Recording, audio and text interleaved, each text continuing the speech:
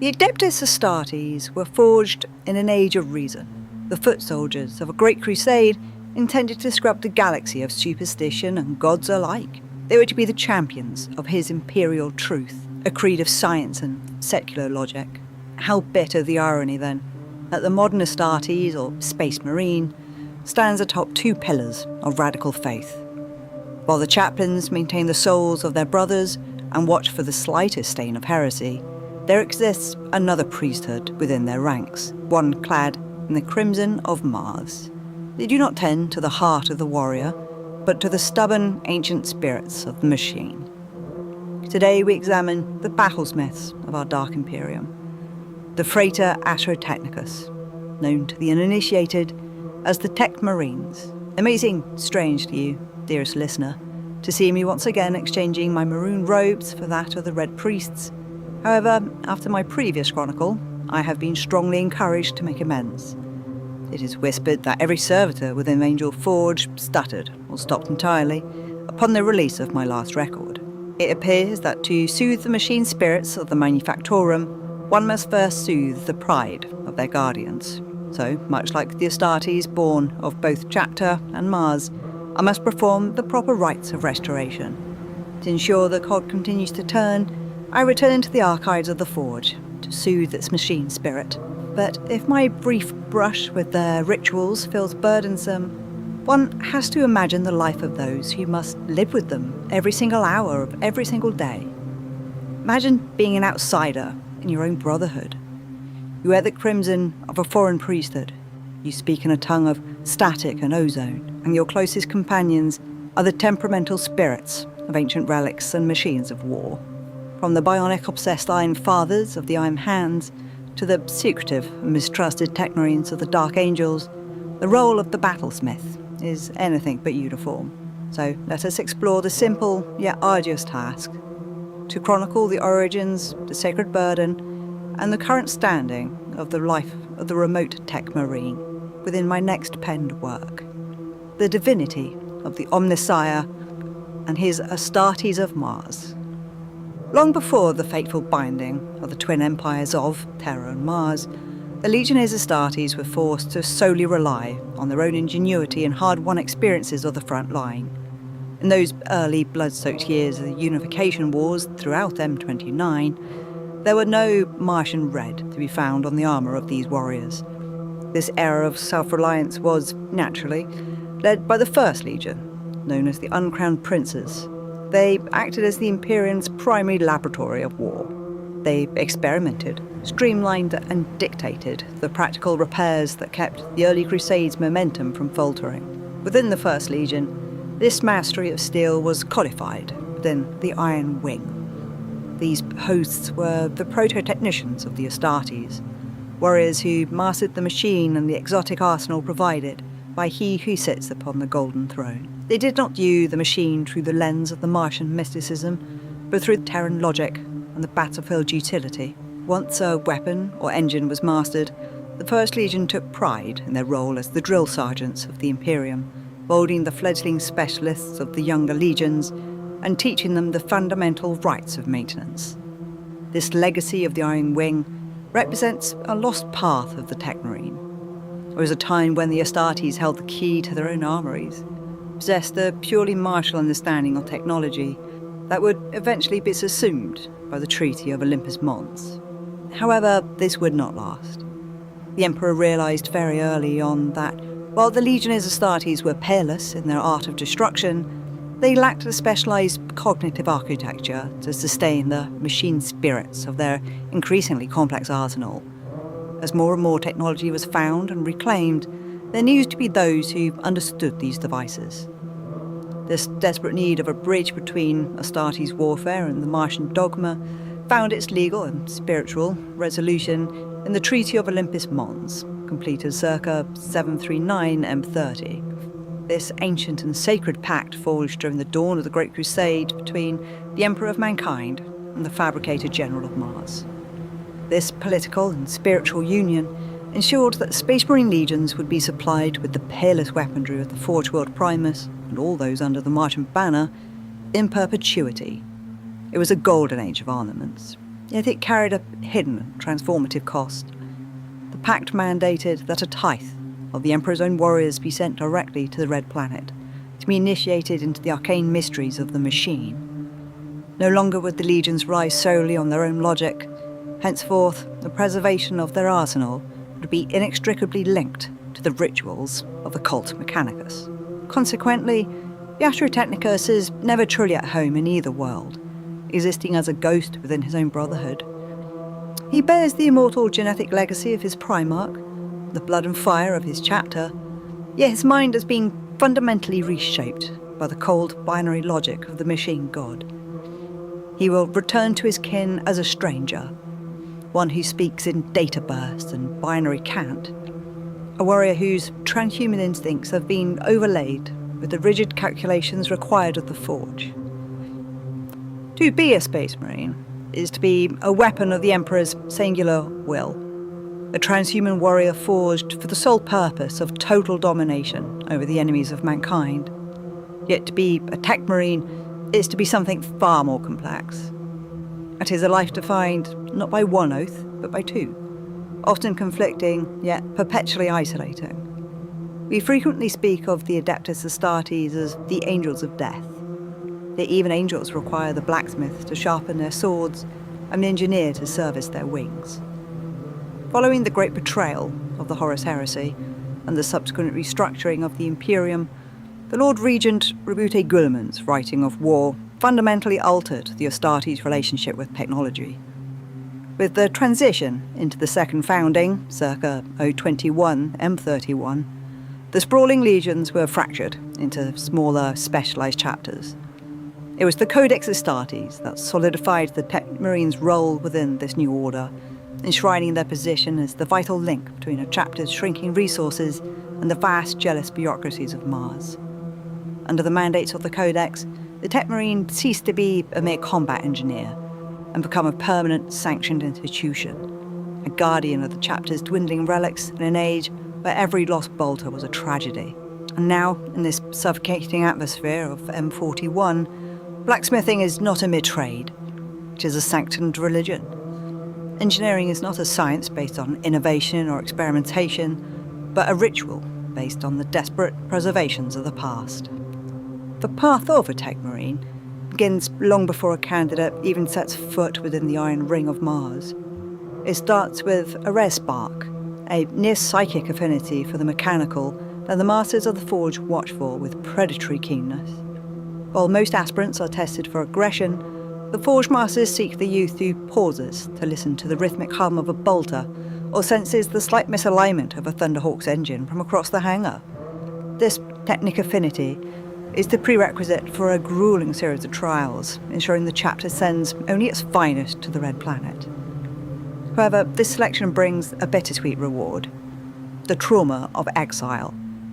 To be a Space Marine is to be defined by their brotherhood. However, this selection brings a bittersweet reward: the trauma of exile. To be a Space Marine is to be defined by their brotherhood. Yet the chosen must sail away from that bond and make their pilgrim to the heart of the Imperium. For 30 standard years, the initiate is effectively reborn as a Frater Technus. Within the Martian hives, he is no longer an initiate of his chapter. For the Tech priests, he is merely a raw cog, waiting to be milled into shape. What occurs during this red pilgrimage remains a mystery.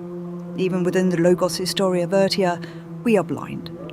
Yet when I ask the Circe of my local chapter, they go mute, and few dare question an Astarte directly on their time in the dark vaults of the Mechanicus. One can safely conclude, however, that central to this transition is the mastery of the machine spirit, the literal pulsing reality of the Omnissiah. To the uninitiated, the machine spirit is a superstition used to explain a jammed gear or the inefficiency of an agent cogitator. But to the Techmarine, and all those who view the Omnissiah as divine, it is a sanctified fragment of consciousness residing within every suit of ceramite, within every bolter, within every shell. Unlike the Silica Animus, the heretical abominable intelligence banned by the Crimson Accord and mentioned in my previous chronicle, these machine spirits are sanctified.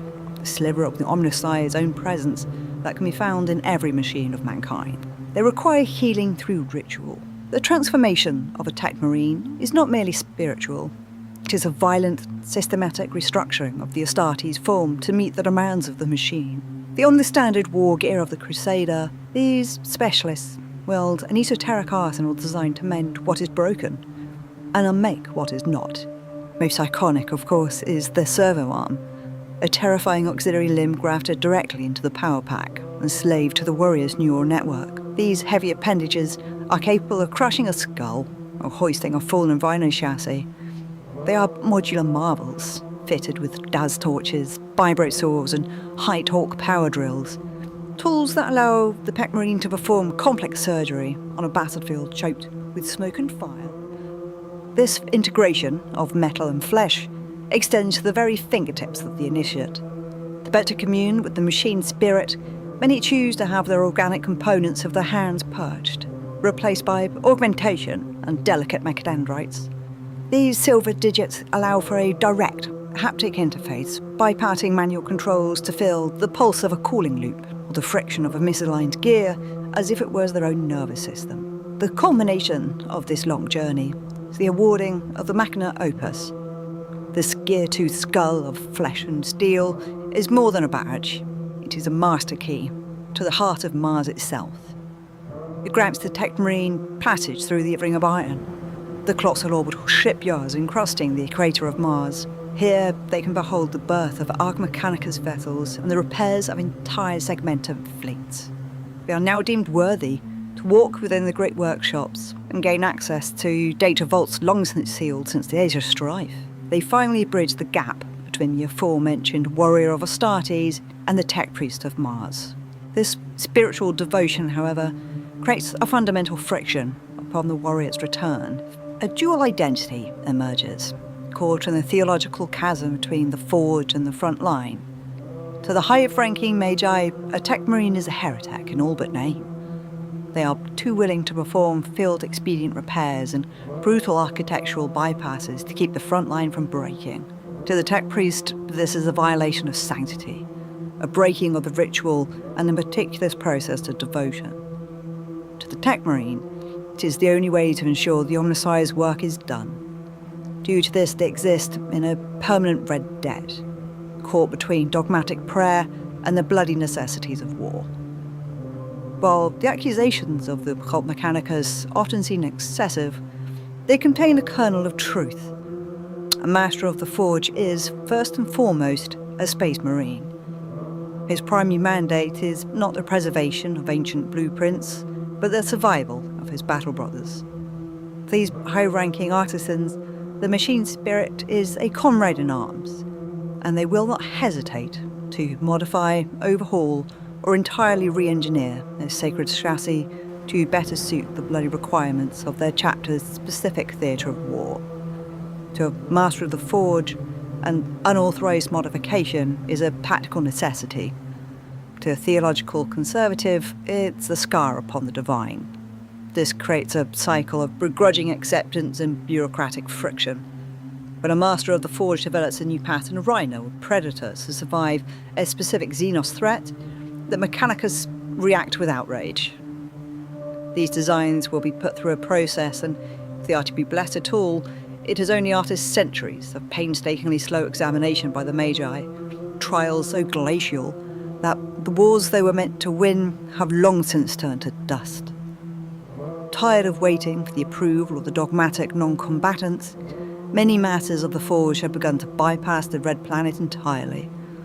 In a quiet act of defiance, they spread their secret specifications directly to their peers in other chapters, creating a somewhat underground network of Astartes technological exchange. This bypass of the Martian hierarchy further strains the ancient Treaty of Olympus Mons, and deepening the chasm between the warriors of Terra and the priest of the machine god. The physical manifestation of this tension is seen in the warrior's own reforged appearance. Although their armour is stained in the Martian crimson, a single shoulder guard retains the vibrant heraldry of his home world, a silent testament that his primary loyalty still beats within his primary heart. This defiant splash of colour prevents the warrior's identity from being entirely swallowed by the Cult Mechanicus. But he has now become a man of two languages, the battle count of his brothers and the ozone-scented binary pulses of the machine god.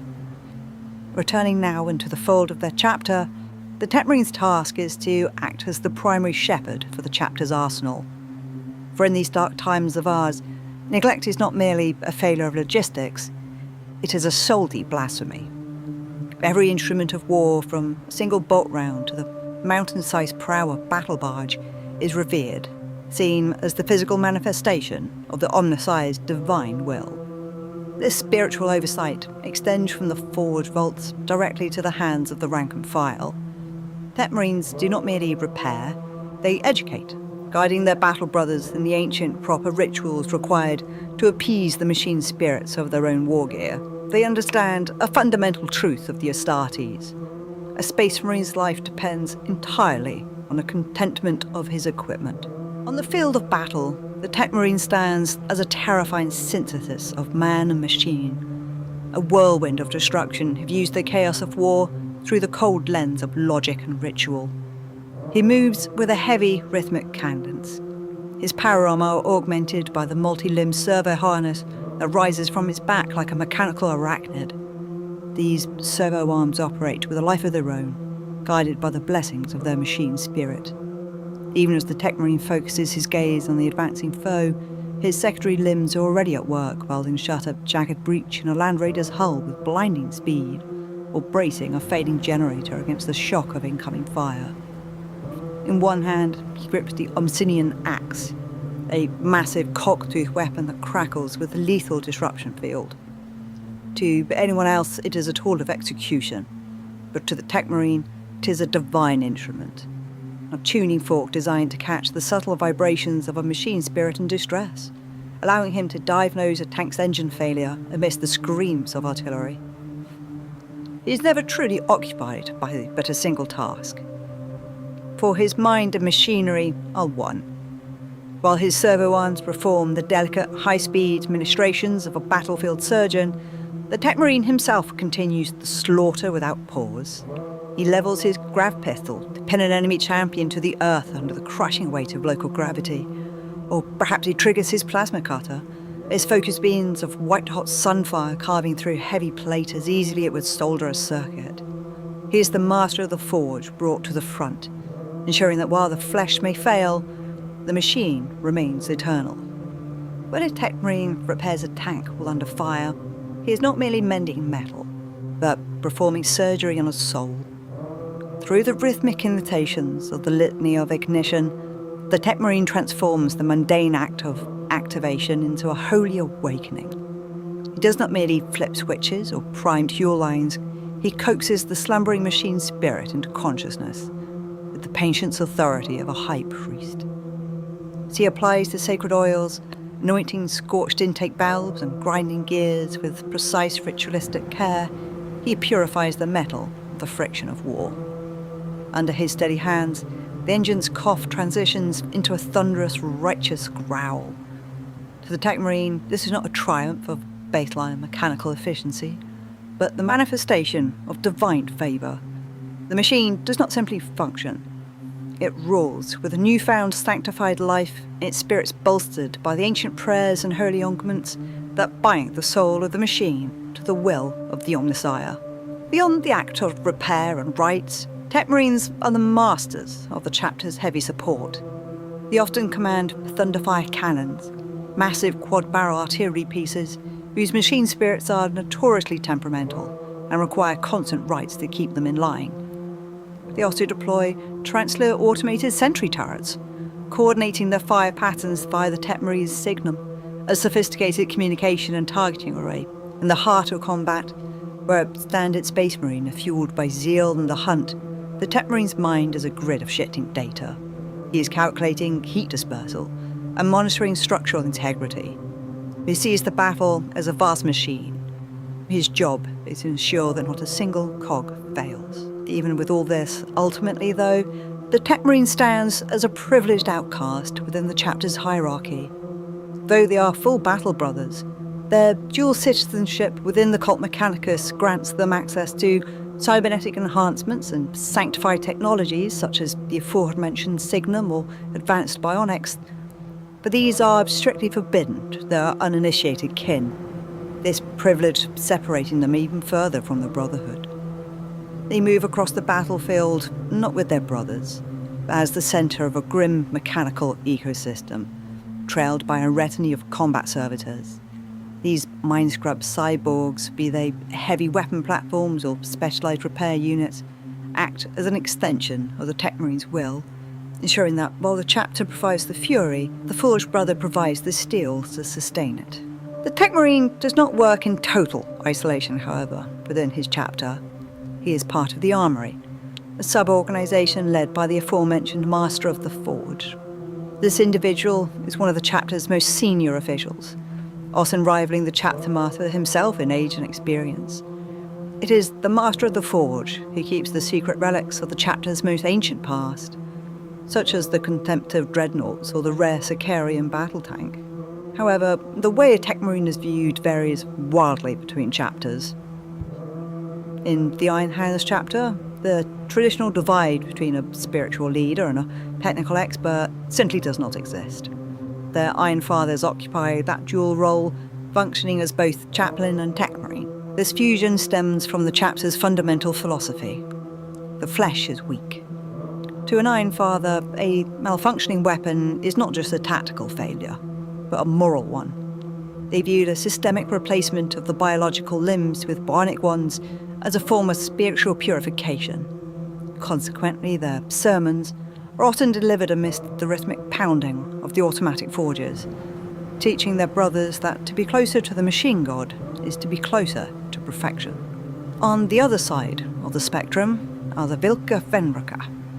These wolves of Fenris famously snub the rigid, sterile dogmas of the Adeptus Mechanicus, as they do any and all imperial structure, in favour of the equally rigid traditions of Fenris. They do not refer to their specialists as Techmarines, but as Iron Priests. These warriors are as much tribal blacksmiths as they are the Scions of Mars. While they do journey to the Red Planet for training, they return to the Fang with their Fenrisian identity intact, viewing the machine spirit through the lens of their local myths and iron craft. An Iron Priest is just as comfortable soothing the spirit of a land raider as they are soothing their wolves, or forging a frostblade by hand. For the Salamanders, craftsmanship is a way of life, not just a job description. Because their home culture on Nocturne prizes the art of the smith, almost every battle brother is capable of maintaining and customizing his own power armor and bolter. This high baseline of skill means that their Techmarines are held in legendary esteem. They are not merely people who fix things, but the master artisans who create relics. They are the first amongst equals in the chapter forges, guiding their brothers of the Promethean cult and ensuring that every piece of gear is a masterwork capable of withstanding in the most punishing of war zones. And then there are the Techmarines of the Dark Angels, the original legion and chapter that laid down the foundation of the Astartes themselves. Yet, within the now most secretive chapters, the Dark Angels treat their Techmarines with a cold, calculated distance. They view the Techmarines' dual loyalty to the Mechanicus as a liability, and as such are rarely, if ever, inducted into the inner circle. They are kept busy, maintaining the chapter's ancient pre-heresy technology. They remain forever on the periphery, mistrusted and barred from the deepest truths of the Lion's legacy, a subject that will have its own chronicle in due time. And so, as you can see, dearest listener, despite his most vital of roles, the Techmarine remains a perpetual outsider, whatever chapter they return back to. He is a priest of a god in a brotherhood of a different god. When the chapter gathers for the litanies of the chaplain, the Techmarine's eyes drift to the flickering runes highlighting issues with his brother's armaments. He ponders the question, does he belong to the chapter master or to the Fabricator General of Mars? I must also highlight here the dark mirror. For every loyal Techmarine, there is the shadow of the warpsmith. Those who fell to chaos and now bind demons into shells of war machines, perverting the very logic that they were sworn to protect. That subject has been covered, and I do not want to tread that damnable path again. As the shadows lengthen over the galaxy, the accursed bruise in the void of the Cicatrix Maledictum spreading, the Techmarine's burden grows ever heavier. He sees the truth the rest of the Imperium is too terrified to face. The machines are tired, the spirits of the ancient engines growing angry, their metal skins weary from 10 millennia of ceaseless use. The knowledge required to truly fix them, to understand the why rather than just the how, is being lost to the void, one gear turn at a time. The tech priests bicker over the precise pronunciations of binary canticle, while the fires of the galaxy forges slowly go cold. The STC fragments that once anchored human civilizations remain as elusive as ghosts. The arrival of Belarus Call and the ultimate founding has only complicated this fraying reality. Techmarines must now master the Mark X Tacticus plate and the volatile gravtech of repulsor tanks, these systems that defined ancient tried and tested logic of the older marks. To the orthodox, Call's innovations are a borderline sacrilege, a dangerous deviation from the divine pattern. Techmarine stands caught in the middle, tasked with wielding this new potent fire while sensing the deep systemic instability it brings the Mechanicus' fragile dogma. The Techmarine now stands at his forge and realises he is no longer just a mechanic. He is the final warden of a dying light. He will continue to weld, to pray, and to fight, but he knows that the spark of innovation is being smothered by the weight of ritual. Every time a plasma coil bends or a warp drive stutters, he wonders if this is the time the machine simply refuses to wake up. I leave you with this final inquiry, dearest listener. Is the Imperium's technological decline truly inevitable? Or can figures such as the divisive Belarus Call reverse 10,000 years of decay? If the lights of the galaxy finally do go out, will it be because we run out of fuel or the rare resources required to forge the parts? Or will it be because we have simply forgot the whispered prayers and litanies required to turn them on? In an empire where science has become religion, to lose the faith is to lose the light itself. Which is why, now more than ever, it is important to remember that knowledge is power. Guard it well. Thank you for listening. If you enjoyed this video, consider subscribing to support the channel. It genuinely helps more than you can imagine. Drop a like, share the video, and leave your thoughts in the comments. If you want to go even deeper, the links to my Patreon and socials are in the details below. Until next time, take care. I'll see you in the next one.